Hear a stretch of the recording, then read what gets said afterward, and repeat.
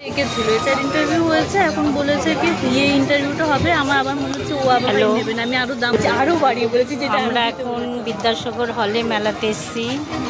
শিলা, মামাই, আরে আমাদেরকে নাও।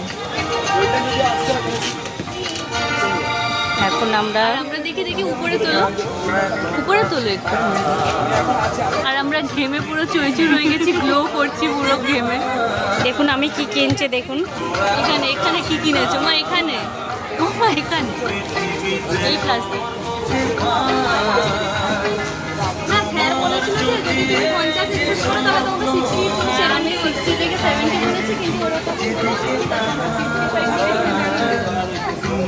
কিন্তু ইন্টারভিউ এখন পাইনি, তো তখন বুঝতে পারছি না কম লাগে তো না ওটা আমার বলে। আর আমি বেশি চিন্তা করছি না, আমি পারছি না, আমার ঘুম হচ্ছে না রাতে, আমার কিছু কাজ আমার কত ভাবনা